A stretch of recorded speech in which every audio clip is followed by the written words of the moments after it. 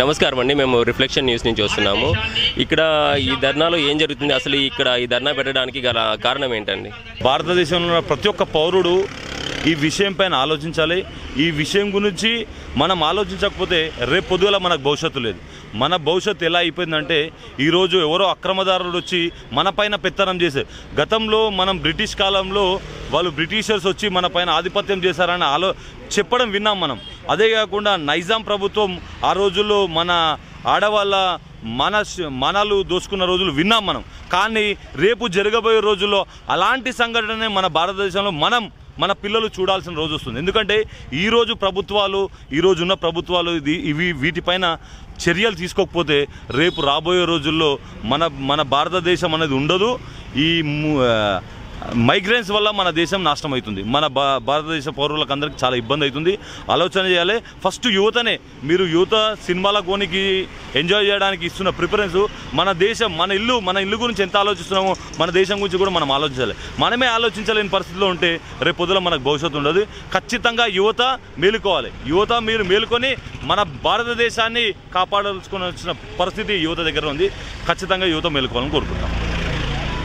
Okay అన్న, ఈ రోహింగ్యాలు అంటే బీజేపీ పాలిత ప్రాంతాల నుంచి ఇక్కడికి అంటే కాంగ్రెస్ పాలిత ప్రాంతాలకి అక్కడి నుంచి ఇక్కడికి షిఫ్ట్ అవుతున్నారు. దీని పట్ల మీ అభిప్రాయం చెప్పండి. కాంగ్రెస్ పాలిత ప్రాంతాలు బీజేపీ పాలిత ప్రాంతాలు కాదు, మన భారతదేశం అన్నీ ఒకటే. ఎవ్వరు ఏ పార్టీ ఉన్నా ఫస్ట్ నేను ఏం చెప్తున్నా అంటే, రాజకీయ నాయకులారా, పార్టీల అధ్యక్షులారా, పార్టీలు నడిపిస్తున్న వ్యవస్థలు నడిపిస్తున్న నాయకులారా, మీరు ఆలోచన చేయండి.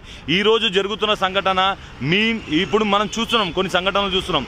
మన భారతదేశంలోకి వచ్చి మన భారతదేశంలోనే ఫర్ ఎగ్జాంపుల్ ఇప్పుడు కొన్ని లవ్ జిహాద్ కేసులు అవుతాయి. లవ్ జిహాద్ కేసులని బయట నుంచి వచ్చిన మైగ్రేన్లు వచ్చిన పిల్లలే ఇలాంటి సంఘటనల పైన పనిచేస్తారు. రేపు పొద్దుగల మీ ఇంట్లో ఉన్న ఆడపిల్లను కూడా ఎత్తుకుపోయి లవ్ జిహాద్ చేస్తారు. ఆలోచన చేయండి. ఇది మన దేశానికి, మన సంపదకు, మనకు చాలా ఇబ్బందికరమైన విషయం. మీరు అందరూ ఆలోచించాలి. పార్టీలు కూడా ఆలోచించాలి. ఈ విషయం పైన ఆలోచించకపోతే మీ ఇంట్లోనే మొదలవుతుంది చిచ్చు అని చెప్తున్నాను ఖచ్చితంగా. సరే అండి, ఈ రోహింగ్యాలు ఎలా తరం కొట్టాలి మన ప్రభుత్వం అనేసి మీరు భావిస్తున్నారు?